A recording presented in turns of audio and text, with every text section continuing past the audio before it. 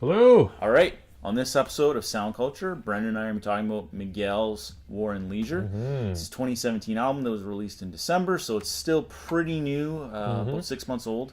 But I think for that reason alone, you should be listening to it because this guy is on a pretty big label, and we'll talk about that in a second. Let's check it out.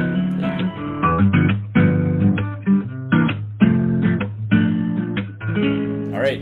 We're back for another episode of Sound Culture. I'm Tim. I'm Brendon. And we're going to be giving you a recommendation for an album by an artist called Miguel. Yeah, War and Leisure, the 2017 album. This is his fourth studio album. He is a R&B, psychedelic funk, pop type of artist. Yeah, I'd say so. Yeah, there's definitely some R&B feels in there, and I found that it was very like clean sort of sounding. Like it wasn't too heavy, and it was really catchy. A lot of their stuff, and kind of almost groovy. I liked it. Yeah, this is a self-produced album. He had some help from Mark Pitts, who is known for working with such artists as Notorious B.I.G. and Cardinal Official. And Chris Brown. So again, R&B, hip hop kind of artists, and big names too. Yeah.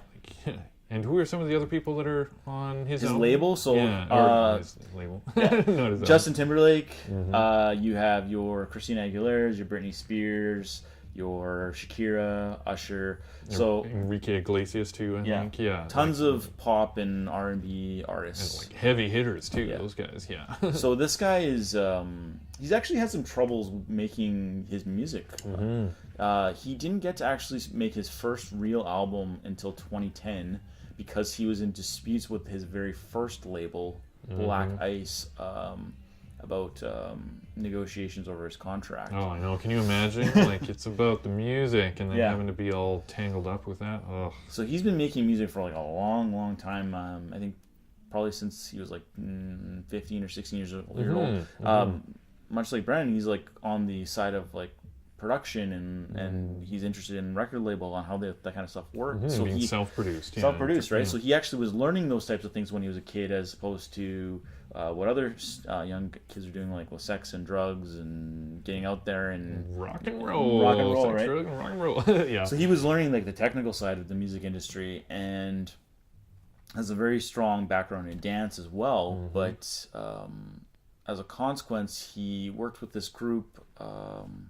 And like I said, I mentioned already, this label he worked with screwed him over. So he didn't really get to make an album until 2010. And so he since then made 4, and he's gotten some accolades. Yeah, and also he made a name for himself for sure after that, and it's probably for the best that he separated from that other label. Yeah. His lineage is he's American, but his parents are Mexican and African, so they're I think he's a first generation American. But so his influences are very much in that sort of Latino culture, and that he's like tribal. It's very. What's what I'm looking for? Cool. I don't know. Well, it's rap music, it's synth music, it's R&B, all kind of glued together. It's a lot of stuff. It's very meaty, and it's very. It's kind of outside the status quo. It's not just your average like Drake song. I'm sorry, but it's just not quite as predictable as the other stuff. Miguel actually said of this album, it has a lot of political undertones because of the time that we're living in. So it's very polarizing, but it's still subtle, and also the sex positivity too is sort of another subtle theme. And it's nice to see positive messages in rap music. We've talked about that before too. Behind the scenes doing these videos, and even just talking about albums. It's not common in hip hop and R&B for there to be sex positivity. It's very uncommon, in fact. Thug life, baby. So the fact that you have an artist here making that kind of music.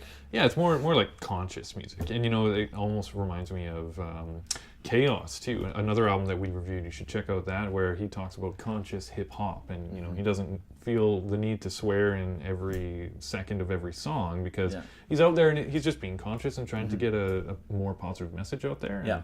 I like the idea. Yeah. So if you like artists like Frank Ocean or Drake or The Weeknd, maybe give this guy a shot because he sounds similar to them, but like Brendon said, it's not as It's more genuine. I feel yeah. like it's authentic. Yeah, even though he's on the labels with the heavy hitters, like we were talking about, it still feels like he's got some creative control and he knows what sort of message he wants to get out there. And Yeah. I think he does a good job of it. And I think personally, if you're going to think of famous artists that he sounds like, kind of a combination of Michael Jackson and Prince.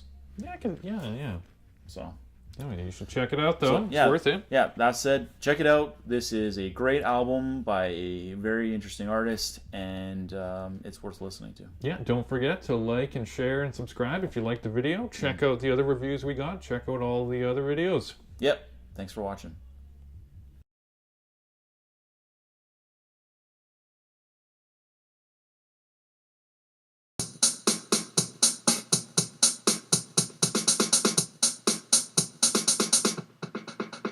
Oh, no way. And the song now was sampled from Where's My Mind by the Pixies. No way. Where's my mind? That's one of that riff, that guitar riff at the beginning is used by a lot of guitarists, I find. It's just really iconic.